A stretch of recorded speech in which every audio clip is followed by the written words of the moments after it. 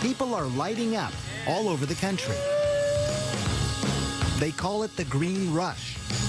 Marijuana has moved out of the back alleys and into the open. Happy Cannabis Cup, y'all. In some states, it's legal to grow, to sell, to smoke. And marijuana could be legalized in a city near you. So easy to get, and many think so harmless. But when the smoke clears, is marijuana bad for you? Or could pot actually be good for you? Marijuana is better than all those pills for you in terms of treating? Yeah. I travel the world for answers. What does marijuana do to you? What does it do to your kids? A special investigation. Weed.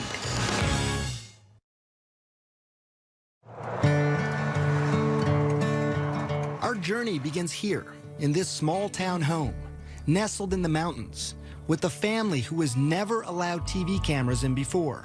And you're gonna soon learn why. This is so pretty out here. Yeah.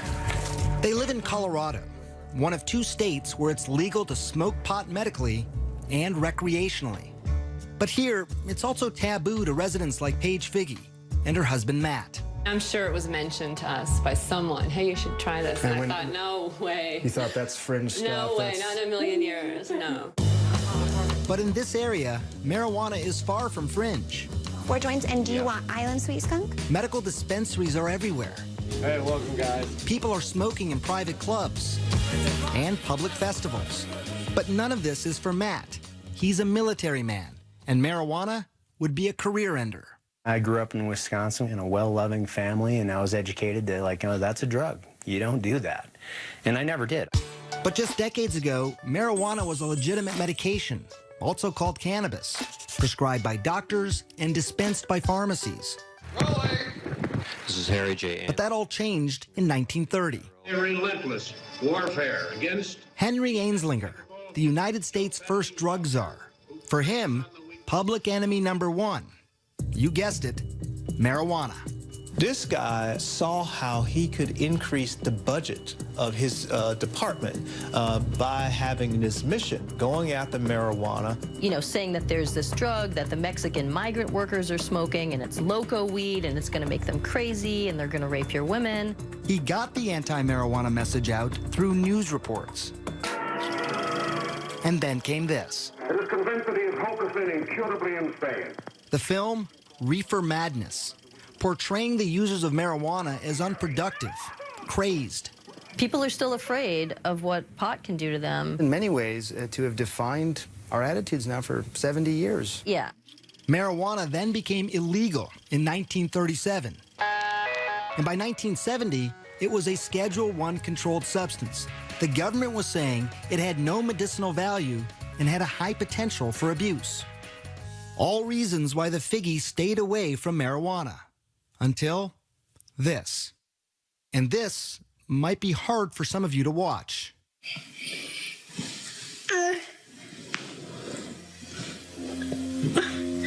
It's okay, baby. This is their daughter, Charlotte, having a seizure. We just thought it was just one random febrile seizure. Nothing to really do, Right. no medications. It's a fluke. Right. A fluke made sense. After all, Charlotte, nicknamed Charlie, was born perfectly healthy, a fraternal twin to sister Chase. Charlie always had big, big smiles. Just happy kids. Easy. Yeah, easy. Very much so. So it was around 3 months, you said, that when you Yeah. first noticed that Yeah. Charlotte had a seizure. I was changing her diaper, well, putting a new diaper on from after the bath, and her eyes just started flickering. It led to the first of many trips to the ER. They did the $1 million workup, the MRI, EEG, spinal tap. You know, they did the whole workup and found nothing and sent us home. No abnormal blood tests, no abnormal scan. And developing normally, too. You know, talking and walking, and the same day as her twin. Nothing was behind yet. By the time she was 2, though, the seizures had become constant and started to take their toll on their once happy, joyful little girl. She started to really decline cognitively, and she was slipping away, and she just wasn't keeping up with her twin. The Figgies finally found an answer. It was awful news. Dravet syndrome. It is severe, intractable epilepsy. The seizures start during the first year of life and are unstoppable, difficult to control, and very damaging. Severe behavioral problems, attention deficit and hyperactivity, the self-injury, banging her head on the floor and pulling her hair out and like a possessed child. This isn't your perfect, happy Charlotte. It was a race against time. Many Dravet kids die young, in early childhood. Charlotte was almost 3. For the next 2 years, the Figgies tried everything. Strange diets, acupuncture, and dozens of powerful drugs like Valium, Ativan, phenobarbital. But nothing seemed to help. Even worse, some of the medications nearly killed her. After 1 dose, she stops breathing. And after 2 doses, her heart will stop. Did you have to do CPR then on her yourself? Yes. I remember when her heart stopped and I had her pulse and I lost her pulse. There was just nothing. The ambulance is on its way. She survived. You're okay. Mommy's here. But now it was fall of 2011, and Charlotte was 5 years old. When things were at their worst, she just sees all night, and the kids are sleeping either in my room or next door. They can hear her, the seizure scream all night, 50 times a night. And Chase would come in the morning and just, this is her twin, and just hug her and like rub her head and say, I'm just so glad you survived through the night last night. Matt had been deployed to Afghanistan, and the only thing he could do to help was start scouring the internet. And he stumbled onto this video of a child using marijuana. So how's everything going? Jaden had 4 days without a seizure. I'm like, wow, having success on specifically Dravet, this is interesting. It's natural. And while he couldn't ever imagine taking marijuana himself, he was now in the stunning position of recommending it for Charlotte. I was like, we need to do this. And I said, I don't know. Charlie, there you are. And then Charlotte's condition got worse. 300 seizures a week, almost 2 every hour. She was not talking or moving, basically catatonic. As a last resort, doctors wanted to either prescribe a powerful veterinary drug used on epileptic dogs or put Charlotte in a medically induced coma so her brain and body could rest. For Paige, those were not good options. But maybe, just maybe, marijuana now was. But she was about to find out how hard that would be. This isn't go to the pharmacy and pick up your medicine. There was no protocol. When we come back, what will the Figgies do? And what would you do if this were your daughter?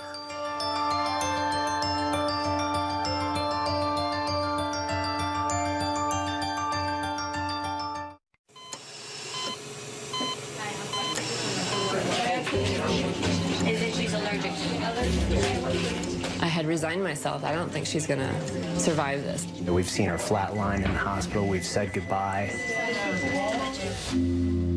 You're listening to Matt and Paige Figgy describe their own daughter. What would you do if this were your child? Charlotte Figgy had an extreme form of epilepsy. Her body was so frail that any seizure could kill her. With no traditional treatment left to try and the clock ticking away, her parents decided to try marijuana. Charlotte was just 5 years old. You need a card in order to be able to get the cannabis from a pharmacy. Doctors have to prescribe it. You need 2 doctors in Colorado to get the card for a juvenile or a child. It was hard. We were the first young child, and they said no. Everyone said no, no, no, no, no. Certainly her age played a role in my hesitance. Dr. Alan Shackelford is a Harvard-trained physician. He's also among a handful of doctors in Colorado who give prescriptions for medical marijuana. From the moment Charlotte entered his office, he knew she was in trouble. While he was just examining her, she had 2 seizures. She'd failed everything. There were no more options for her. Everything had been tried, except cannabis. Here's how scientists think it might work. Marijuana is made up of 2 ingredients. THC, that's the psychoactive part that makes you high, and CBD, also called cannabidiol. It's the CBD that scientists think modulates electrical and chemical activity to help quiet the excessive activity in the brain that causes seizures. I've been telling my patients to cut. Dr. Julie Holland is the editor of The Pot Book, A Complete Guide to Cannabis. For a long time, the work on cannabis and epilepsy was sort of inconclusive. Maybe it works, maybe it doesn't. They couldn't quite figure it out. And it's only when they really started separating THC from CBD that they saw, definitively, yes, CBD seems to really stop seizures. So the Figgies needed to find something that was rare, a strain of marijuana that was low in THC. Of course, they didn't want Charlotte getting stoned, but also high in CBD to treat her seizures. And that wouldn't be easy. Dispensaries and growers, they make their money off strains that are high in THC. I'm Joel. I'm Josh. No one knows that better than the Stanley brothers. Their family business is pot. And if you look at these clean-cut guys and what you see surprises you, don't worry. They've heard it all before. When we round the corner, they're like, oh, wait a second. Did you finish high school? They all not only finished high school, but also college, and in some cases, graduate school. Now, they are some of Colorado's biggest growers and dispensary owners. They produce up to 600 pounds of medical marijuana a year, and much of that marijuana is high in THC. But here, on their remote farm at this undisclosed location in the mountains, it takes a lot of plants. We're allowed to grow 6 per patient.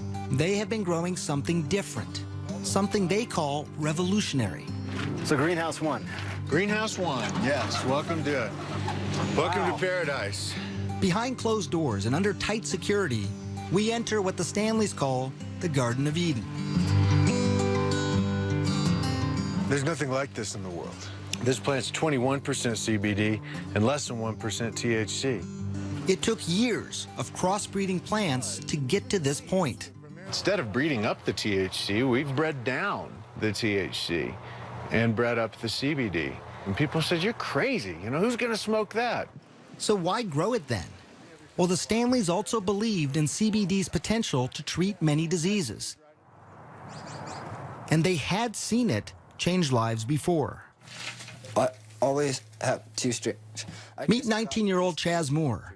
He uses many different strains of marijuana, many of them high in CBD, to treat his rare disorder of the diaphragm. My abs will, lock up. That's why he's talking this way, almost speaking in hiccups, like he can't catch his breath. It's called myoclonus diaphragmatic flutter. This fluttering here, it's annoying, but it becomes painful pretty quickly, I imagine. Yeah. Yeah, after 15, 20 minutes is where I can start to really feel it. He's about to show me how the marijuana works. He's been convulsing now for 7 minutes. How quickly do you expect this to work? Within the first 5 minutes.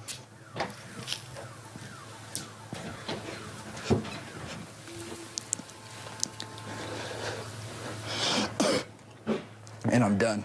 That's it. That's it. It was actually less than a minute. Depending on the attack in the day, it'll work within the first couple hits. Hear how his voice is completely different. That attack lasted 8 minutes. But some have lasted much longer and happen as often as 40 times a day. And like Charlotte, he had tried so many things before. By 16, Chaz was taking these powerful, addictive, potentially deadly narcotics and muscle relaxants daily, like Valium and morphine. It would be safe to say that marijuana, what you have in your hand there, is better than all those pills for you in terms of treating what's going on? Yeah, I'm not zombified. I've had 16, 17 attacks today, and I'm still sitting up talking to you. My first attack on all these, I'd be in the hospital. I'm a firm believer that marijuana has actually saved my son's life. Chaz's father, Sean.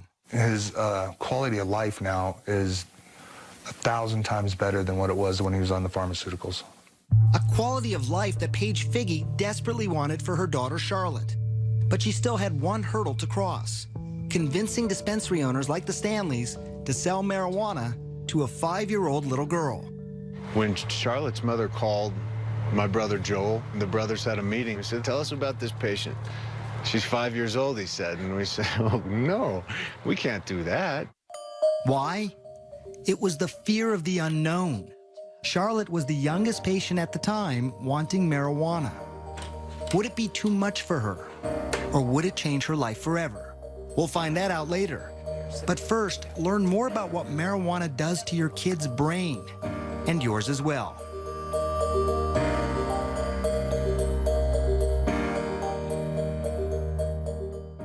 That's what I'm talking about. Y'all smoking or what? If you smoking weed, make some noise. Yeah. April 20th, Denver, Colorado. We like we smoke, we sing.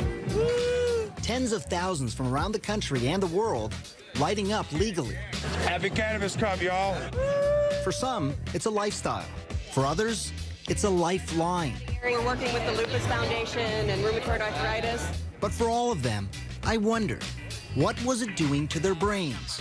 Some of my patients call me pot doc. Your patients call you pot doc? Well, they never meet anybody who's as interested in hearing about their marijuana use as I am. Dr. Stacy Gruber is serious about pot. I want you to name the color and not to read it. Okay. I met her in her labs at McLean Hospital near Boston. She's using high-tech imaging to see what happens in the brain when you smoke. When you first smoke, that is, you light up a joint, a spliff, a blunt, receptors, which are throughout the brain, respond. And these areas of the brain are responsible for things like pleasure, memory, learning, sensation, sense of time and space, coordination, movement, appetite, and other drives, shall we say. So it's sort of an all-over impact, right? So reward, pleasure, hunger. You have this overall feeling of well-being, they say. That all sounds pretty good. Right. It does sound pretty good. And it's not just feeling good, but there's this phenomenon reported by many smokers over the years, especially famous artists, the ability to be more creative. When you feel that high, there's sort of a release of dopamine, and your brain sort of has the ability now to perceive things slightly differently from the way you might have if you hadn't been smoking pot.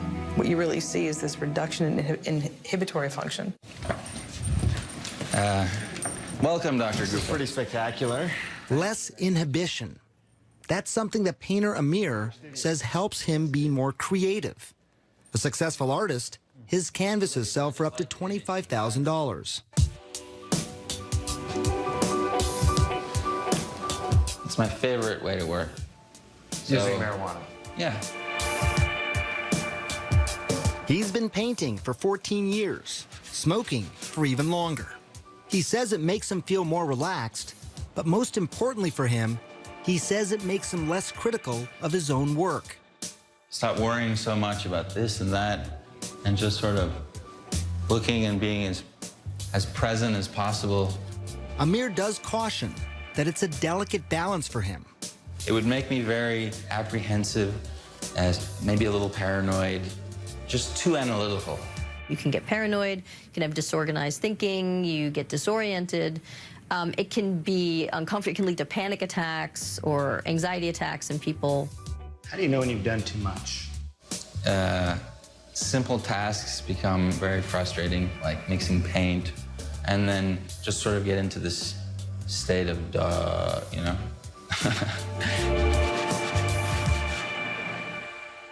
Nail.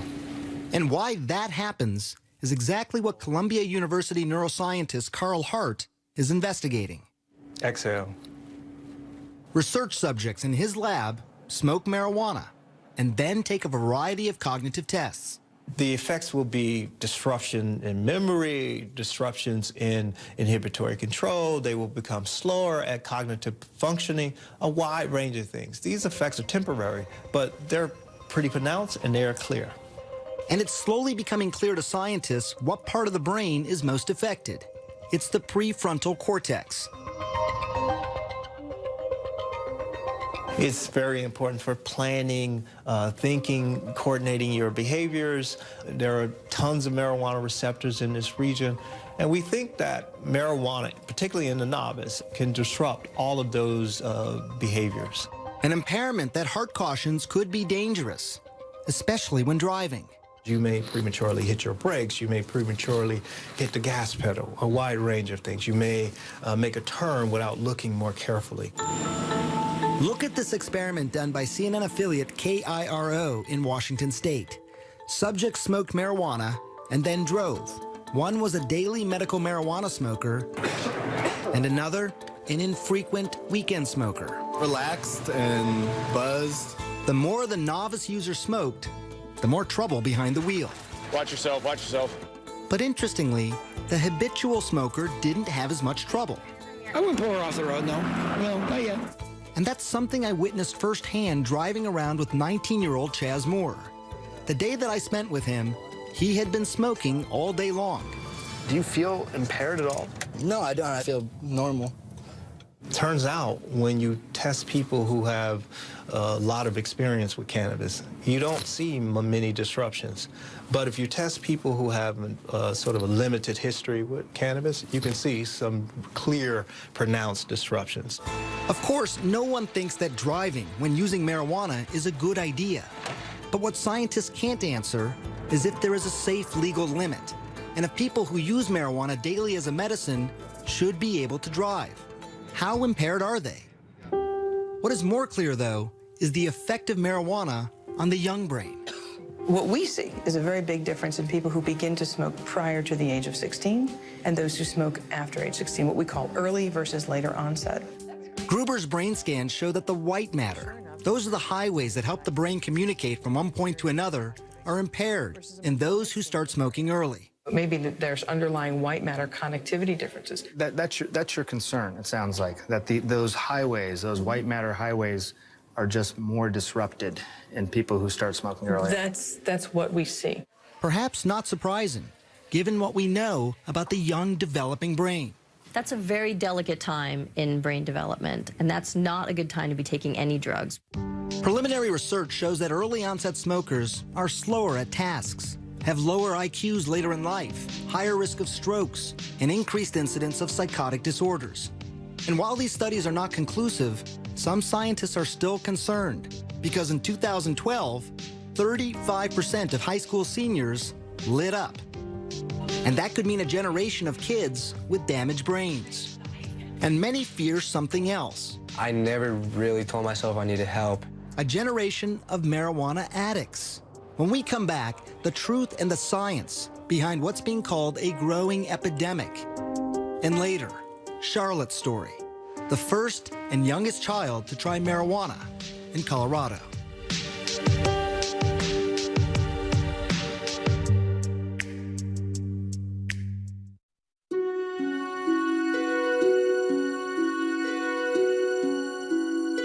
This was the day Chaz Moore almost died. Pumped full of drugs like morphine, Dilaudid, Valium, to quiet a non-stop 48-hour attack. I thought I was going to overdose, and yeah, it was pretty bad. At his bedside, his father Sean watched his son go from being catatonic to what he calls high as a kite. How high are you on the morphine? I'm not high on I've watched friends of mine die from taking the same drugs that he took. You see, Sean was a drug addict, and he had struggled for decades to get clean. It was scary. It was really important for him not to take these drugs if he could avoid them. If he could avoid them. I know how addictive they are. I've seen it. It scared the hell out of me. But Sean is not scared of marijuana, and neither is Chaz. This right here, I don't get sick off of it. I can't overdose. And Chaz is right about that.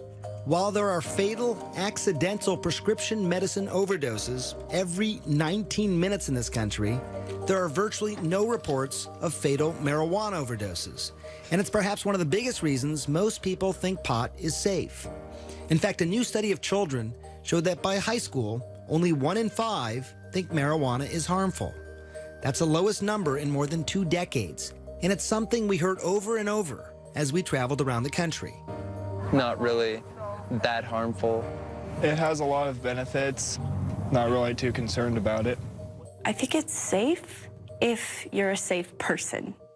Probiotics are But the experts we spoke to said there is more to the story. There are people who compulsively smoke, who want to stop smoking, but they can't stop smoking. In fact, 9% of marijuana users will become dependent. Now, that's not as high as other drugs, like heroin. 23% of users become addicted, or 17% with cocaine, or 15% with alcohol. But it's still approximately 1 out of every 11 marijuana smokers. There's no longer any scientific debate that marijuana is not just psychologically addictive, but also physically addictive. So give me an update. How you doing? Dr. Christian Thurstone runs one of Colorado's largest youth substance abuse treatment clinics. The number of marijuana addicts he treats has tripled in the last 3 years alone. Literally, I cried about it. Marijuana is #1 on their list of priorities. They have dropped out of life. Back in the day, I wouldn't feel like my day has really started if I didn't get high. Joel Vargas started smoking when he was just 13. By 15, he was smoking more than a dozen times a day. He stopped skateboarding. He even dropped out of school. I like getting high. I need to get high because my brain is telling me. Adolescents, starting at about age 13, have a pretty mature brain reward center, so they can experience rewards and pleasures the same way adults can.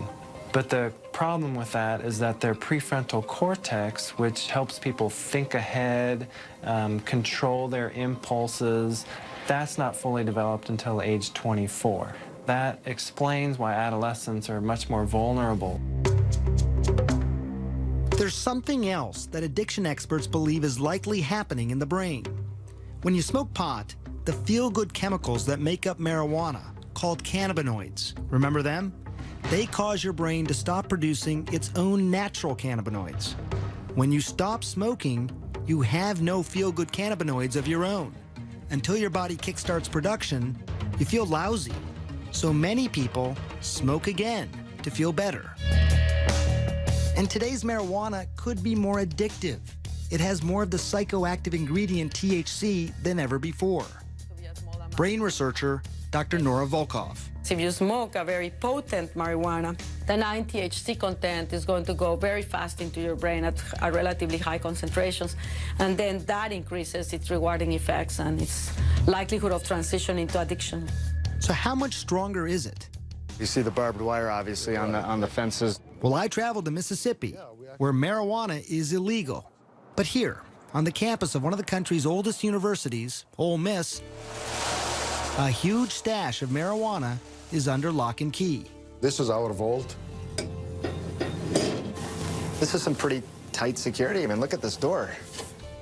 Mahmoud El Soli runs what's called the Marijuana Potency Project. What's the potency of this? This is about 8%. For 3 decades now, his team has analyzed weed confiscated from drug busts. This is 36% THC. You can smell it. It has a good aromatic, smell. How much does this worry you? 36% THC, confiscated. Very, very dangerous material. For someone that is not experienced in marijuana smoking, take some of this and they're going to go into the negative effects of the high amounts of THC, the psychosis, the irritation, the irritability, the paranoia, and all of this. And while not all the plants are this high, there's no question he's seen a trend. In 1972, the average potency was less than 1% THC. Now, it's nearly 13%. Are people becoming more obsessed with high THC marijuana? I think so. They start out with a 0.5% or 1%, and they get a good high. And then as they continue to use that, it doesn't give them the same high anymore, so they seek either smoking more or higher potency material. It happened to Joel Vargas. After a couple of years of smoking daily, Joel eventually ended up in rehab, where he faced mild withdrawal symptoms like irritability, insomnia, nausea. It certainly isn't anything nearly as dangerous as abrupt discontinuation of alcohol. You know, for somebody like Joel, going into rehab is really about learning new behaviors, more than it is about sort of treating the physiological dependence or tolerance or withdrawal issues. Joel's been clean now for 6 months, but these kinds of risks, they don't scare off Charlotte Figge's parents. People ask us that a lot, like, how did you make that decision? It wasn't a decision. It wasn't a decision. It was the next viable option. And some would say a radical option, marijuana for a 5-year-old. But it was an option they hoped would change her life forever. Baby. When we come back, Matt and Paige Figge finally give their Charlotte marijuana. The results are shocking.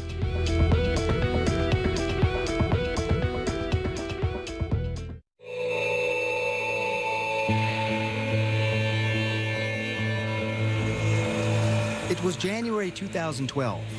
Afghanistan. About 7,000 miles away from his family in Colorado, Matt Figge received this video from his wife, Paige. It's horrible seeing these videos when I'm deployed. It was his 5-year-old daughter, Charlotte, seizing. Diagnosed with a severe form of epilepsy, she was having 300 seizures a week, each attack so severe it had the potential to kill her. They had already tried dozens of high-powered drugs. We needed to try something else, and at that point in time, marijuana was that natural course of action to try. At home in Colorado, Paige searched for marijuana high in CBD. That's the ingredient some scientists think helps seizures, and also low in THC. Remember, she didn't want to get her daughter stoned. She found a small amount at a Denver dispensary. The owner was surprised that anyone would even want it. They said it's funny because no one buys this, you know. That was the general consensus. Nobody wanted it. It didn't have any effect. Paige paid $800 for a small bag and took it home. I had a friend that was starting a business on making medicine. And I said, can you help me extract the medicine from this bag of marijuana? I measured it with a syringe and squirted it under her tongue. It was exciting and very nerve-wracking. Holding Charlotte in her arms, Paige waited. An hour ticked by, and then another, and then another. She didn't have a seizure that day. And then she didn't have a seizure that night. Did you sit there and look at your watch? And... Right, I thought, this is crazy. And then she didn't have one the next day. And then the next day. And I thought, she would have had 100 by now. And I just thought, this is insane. I remember how happy Paige was. Like, it's really working. I can't believe it. Yeah, that was pretty amazing to hear. It had worked.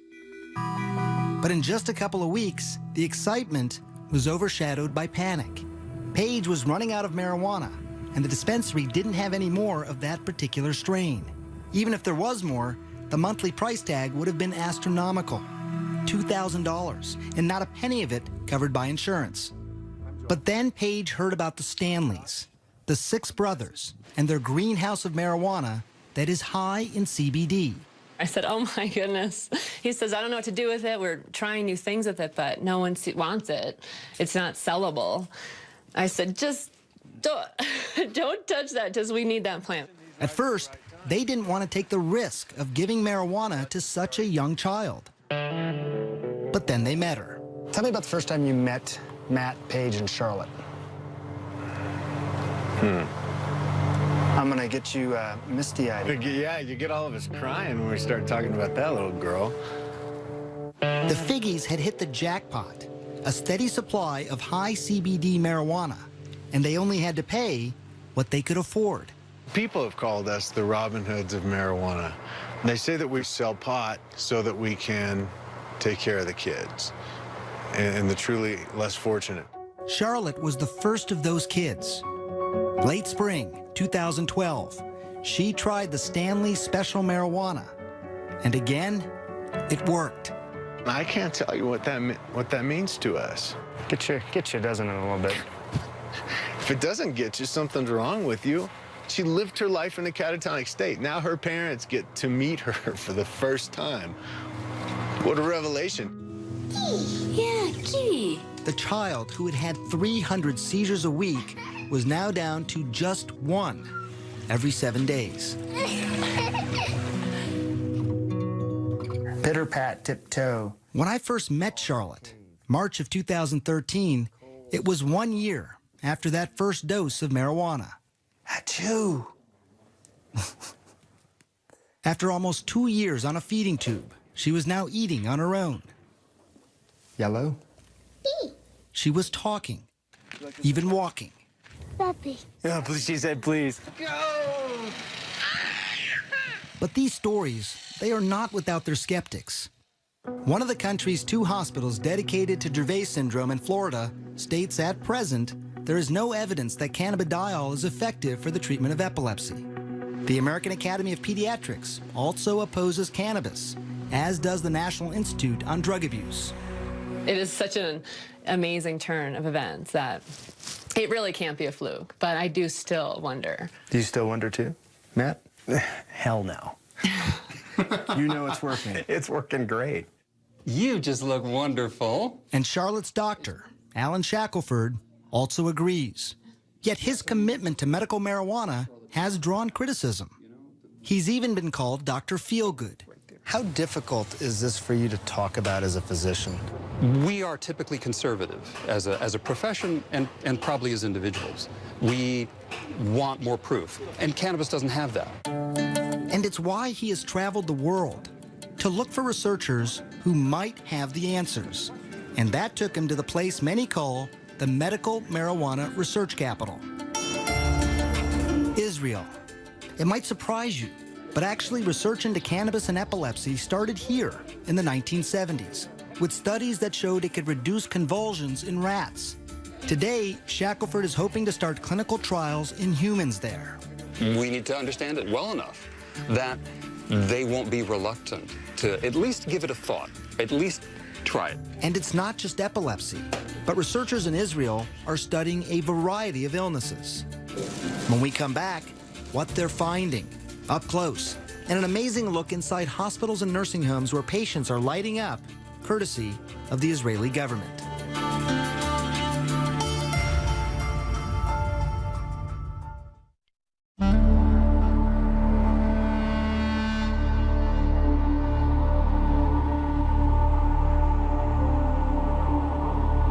As the sun was rising on the ancient city of Jerusalem, the final leg of our journey was just beginning.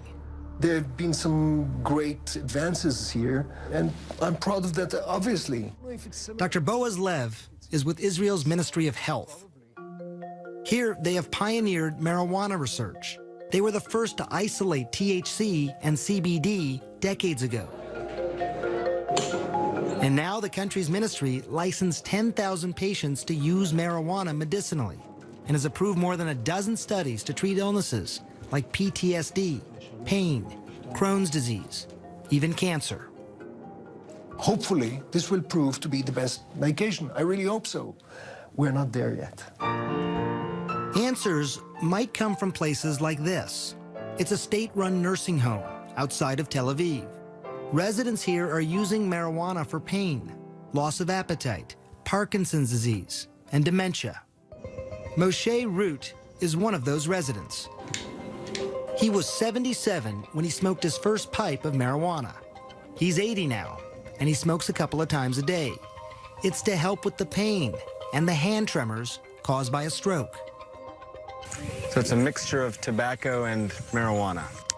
He even decided to light up during our interview to stop his hands from shaking. You're saying your hands are steady because of the marijuana? It also helped ease a deeper pain hidden from sight. You see, Moshe is a Holocaust survivor.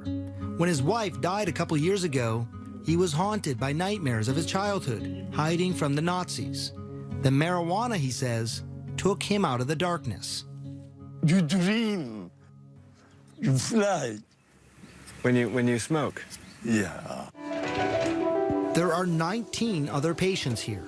Scientists at Tel Aviv University are now studying their progress, and they call the results outstanding, including weight gain, improved mood, pain and tremor reduction.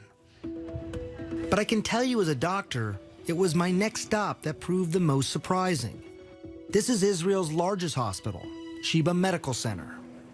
You put up your medical cannabis. Amashe is using marijuana to help him with the pain and nausea from chemotherapy. Filling up the spoon, so that's your medicine inside there. Of course. Now take it out, put up the valve. And he's doing it inside the hospital. How are you feeling? Relief, first of all, in the muscle, in the leg.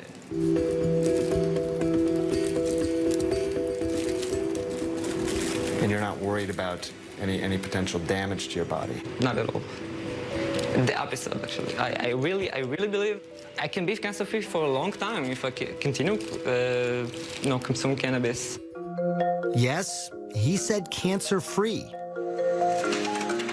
Very early studies on mice in Israel, Spain, and the United States are now showing the potential of marijuana to kill cancer cells.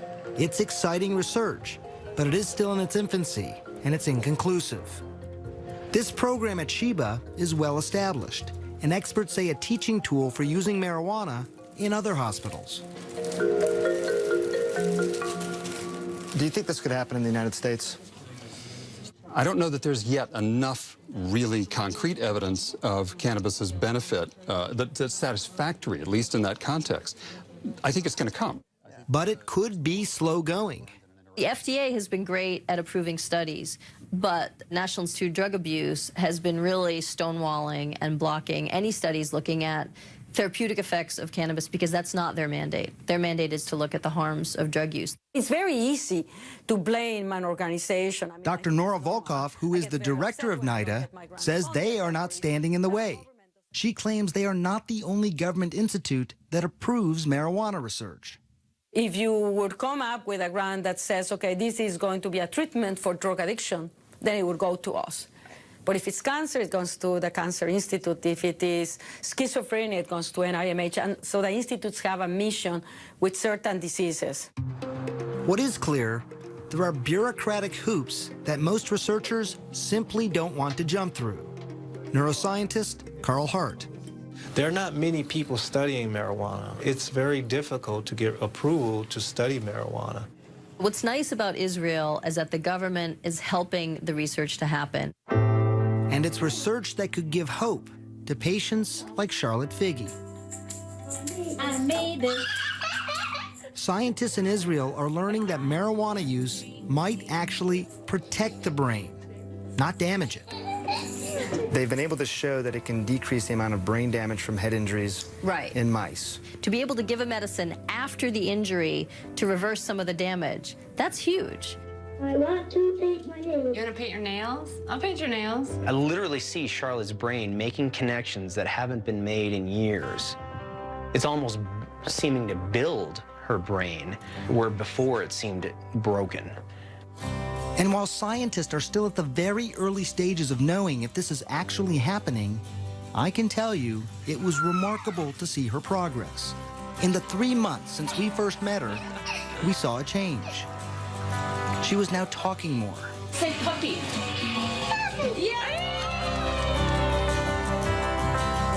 She's horseback riding.